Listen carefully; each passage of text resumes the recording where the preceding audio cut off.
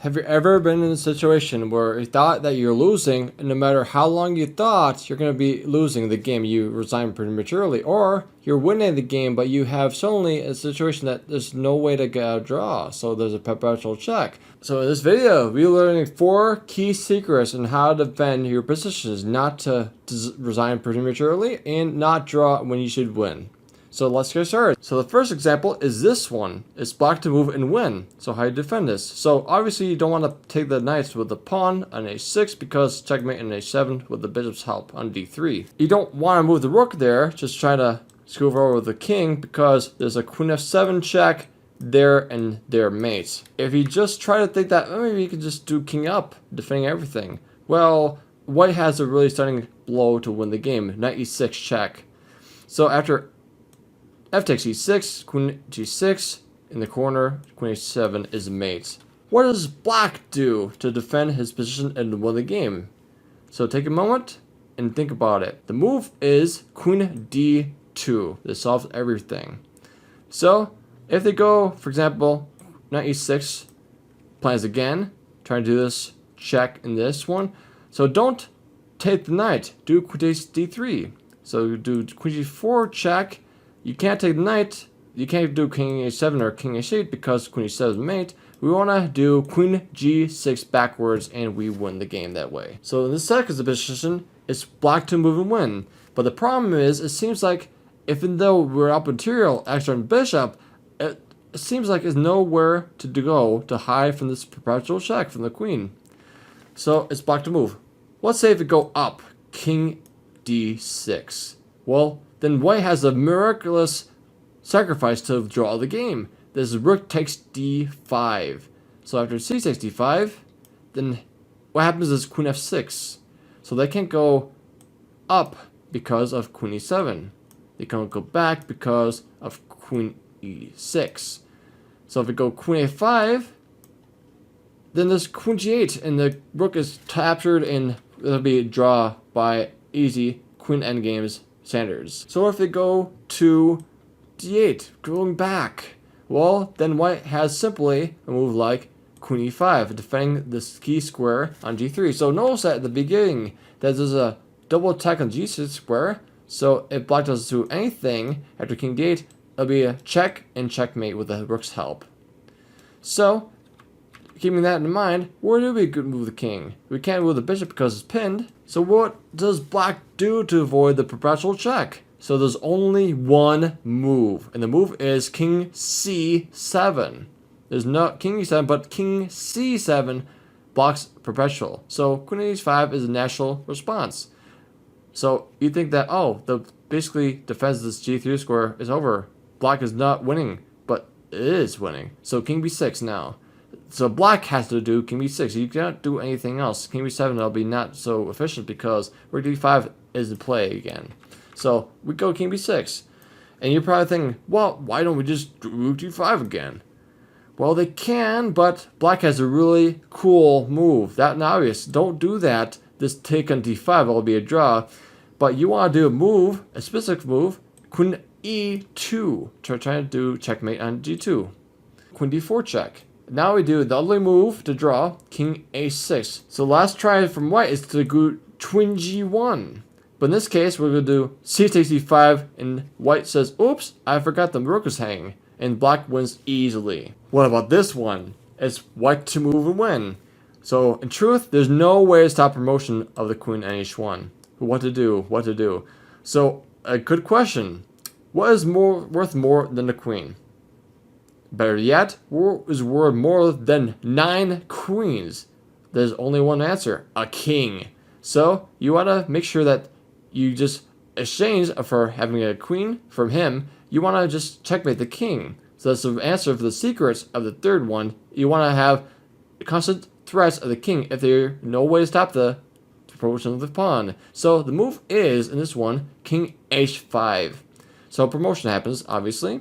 Then we go king g6, trying to threaten rook b8 checkmate. So what would be clever and just play queen h2 to block b8. So now what to do? We want to renew the threat of checkmate in the back rank, not b8. So maybe move like rook d7. So let's say if they go queen b8 to just stop every back rank threats. But now we go bishop f6 check. So king has to go g8. Now we go rook g7 check, and we go king black king f8. We can't go king h8 because of obvious reasons about rook b7 and it wins by checkmate and b8. So they go king f8, and now we go as white bishop e7 check. So they have to go back to e8. Now we go rook g8 check, and the king has to step up or take the bishop. Now rook takes b8 wins the game easily. This is the final example. It seems like you want to have a defense about discovered check. So let's say both solutions. So rook h3 maybe. Well, now there's a problem. The problem is black goes bishop e3 check. If they go king takes e3, there's g takes h3 check with the rook on g6. If they go king f2, there's queen h4 check. They go, let's say, running for it, king e2, there's h2, trying to win the rook. If the rook moves away, maybe let's say h1, rook d2 check, king d3, and queen h7 check. f5 is the only move, queen f5 is mate. So that scratches rook h3. What's about bishop h3? Now black goes g takes f3. Trying to do a lot of things terrible to white. Now what to do? You can take the rook. Well, that's okay. Queen g6, and the threat is to do this one and take the bishop and just totally thrash white's position. So how do we defend a position like this? So notice that we also have more material than him. Yeah, we have two rooks. Or as I said, run rook. So, in that logic, you want to give up material to save your king. So, all comes down to the king's defenses. So you want to make sure that the resources we do have, like the rook on f3 is attacked, you want to save that first, and then afterwards it'll be defending the king. So let's say a move like rook g3 is a winning move. So no matter what discovered check happens, we're going to be safe. Let's say the obvious moves, bishop g3. Now we go king g3. There's no checks. There's no checks in this position. So let's say if they go something like, let's say they go queen h7, trying to do rook h6. Now white goes f5 to block h6 square. Everything is really covered and white is totally winning the game. Let's say about the bishop d5 check happens. Now we go bishop e3, least valuable piece first. So let's say if they go g takes h3.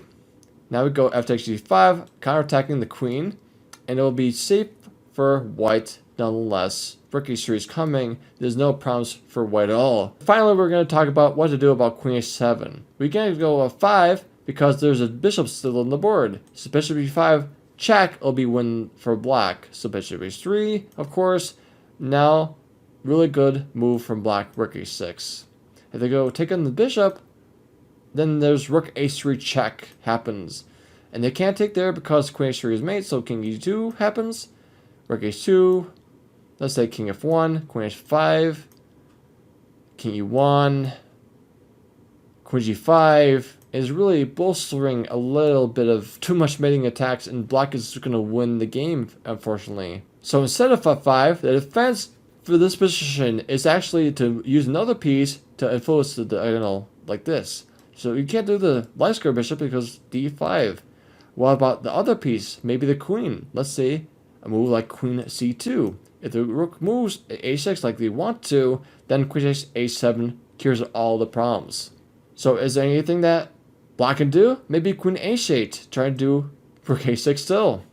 Then in this case, now we have permission to go f5. You're saying, what, why? Bishop g5 check, right? Well, there's a difference. After bishop h3, rook h6, like before, now we have a really cool plan, queen g2, adding a defender. Like we saw in the first example, to add a defender, which is looking like if we don't do that, we're going to be totally lost. So, but by the end of the day, you want to make sure that we have all the defenses of the king. Even though we sacrifice material, we have a safe king, that all that matters. And I'll see you in the next video.